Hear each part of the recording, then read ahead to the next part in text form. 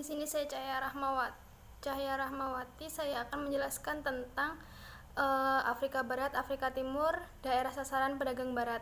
Nah, di sini Afrika Barat ini terdapat salah satu delta sungai sebutan yaitu delta Sungai Niger yang merupakan daerah itu penting banget di Afrika Barat. Kenapa bisa dikatakan seperti itu? Karena daerah ini sebagai pembentuk imperium dari Jerman, Inggris, dan Prancis yang saling bersaing untuk mendapatkan daerah tersebut. Dan disitulah terjadi konflik pertama antara kongsi dagang Inggris dan Prancis. Ketika adanya pendiri United African Company Prancis dan Afrika Equator yang berhasil mengalahkan kongsi dagang adalah Prancis. Jadi yang bisa mengalahkan yaitu kongsi dagang dari Prancis. Dan pada tahun 1787-1878 Prancis telah mengadakan perjanjian dengan Raja Pribumi di Afrika. Dan pada tahun 1889 sampai 1893 terjadilah di situ peperangan antara Prancis dan Raja Pribumi Putra. Dan akhirnya dengan kemenangan di pihak Prancis pada tahun 1883 itu terjadi perebutan atau sering disebut dengan Pantai Gading itu menjadi milik dari Prancis. Jadi karena Prancis menang di situ, Prancis menguasai Pantai Gading dan akhirnya jadi miliknya negara Prancis. Dan selanjutnya pada tahun 1883 Pantai Gading ini menjadi milik Prancis dan di situ telah dimulai sejak tahun 1842 dengan mendirikan pos-pos perdagangan. Di Pantai Gading ini dan Guiana Prancis ini merupakan jendela-jendela laut yang sangat penting. Kenapa sih bisa dikatakan seperti itu? Karena perdagangan dan juga selain buat perdagangan, ini juga dibuat sebagai pangkalan untuk meneruskan pengeluasaan daerah pedalaman selain Inggris dan Prancis. Nah, di sini Jerman itu menaruh perhatian terhadap daerah Afrika Pantai Barat. Sejak itulah diadakannya Kongres Berlin kedua. Ketika kemenangan itu di tangan Prancis, kini Jerman telah maju. Jerman juga menaruh perhatian di bagian Afrika Barat sejak diadakannya Kongres Berlin yang kedua. Nah, sejak diadakannya Kongres Berlin yang kedua ini telah mulai menjalankan politik imperialisme modern.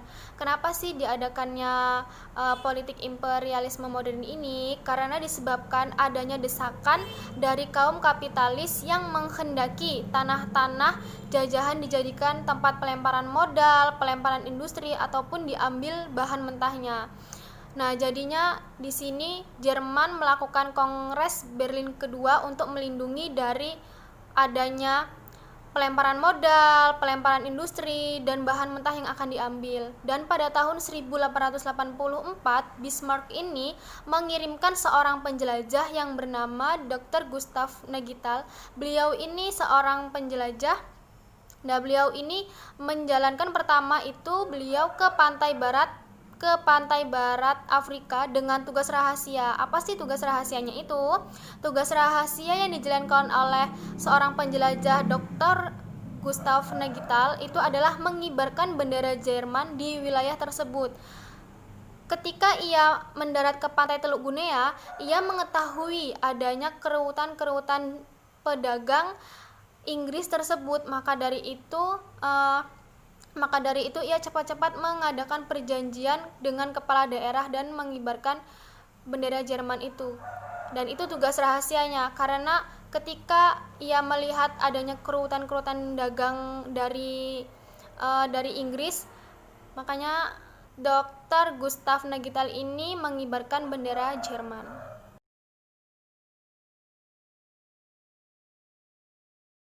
Yang selanjutnya saya akan menjelaskan di bagian Afrika Timur. Jadi di Afrika Timur ini terdapat persaingan berat antara pedagang-pedagang Inggris dan Jerman. Daerah yang dijadikan sengketa ialah daerah Mozambikue atau daerah jajahan dari Portugis sampai ke daerah Sudan. Daerah tersebut adalah daerah milik Sultan Arab yang berada di Zanzibar, yang berkedudukan di Zanzibar. Munculnya orang-orang Jerman di Afrika Timur itu merupakan saingan berat bagi pedagang-pedagang dari Inggris di daerah tersebut. Jadi munculnya orang-orang Jerman itu sangat membawa pengaruh negatif bagi penduduk Inggris yang sudah berdagang di daerah tersebut. Dan di situ mereka juga tuh mempunyai cita-cita yang sama. Di samping tokoh yang bernama Johnston dan Sir William McKinnon ini mengadakan kerjasama dengan Sir Harry Johnston memasuki daerah Kalimanjaro. Kenapa sih mereka itu mengadakan kerjasama? Di situ tujuannya untuk apa mereka melakukan kerjasama? Di situ beliau itu melakukan observasi tentang keadaan flora dan fauna yang ada di daerah tersebut. Dan ia juga melakukan perjanjian dengan kepala-kepala pribumi, kepala-kepala penduduk Bumi Putra tersebut.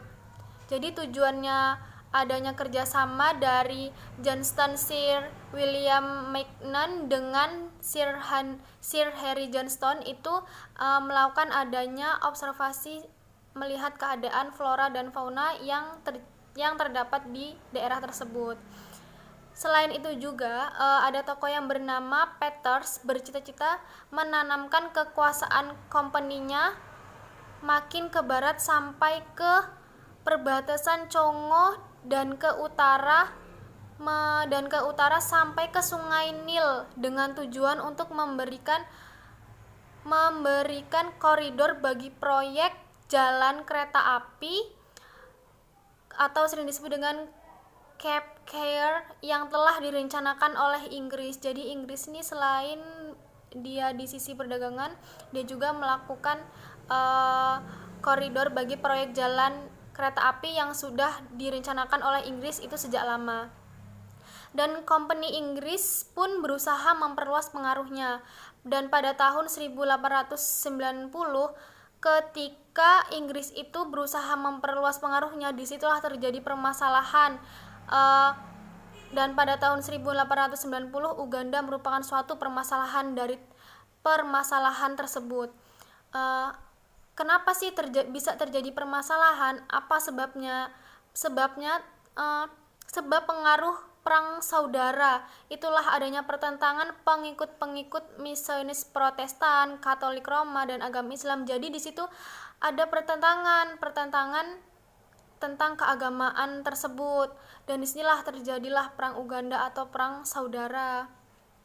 Dan di sini juga Karl Peters ini membentuk perjanjian pada tahun 1890 itu dikarenakan bahwa Jackson menunda pengibaran bendera Inggris, maka dengan cepat ia pergi ke Uganda membentuk perjanjian tersebut. Kurang lebih itu yang bisa saya jelaskan mengenai materi saya. Jadi adanya kongsi dagang itu dari Inggris, Prancis dan Jerman. Di situ pula banyak pertentangan antara Inggris, Prancis dan Jerman. Banyak banget usaha yang mereka lakukan.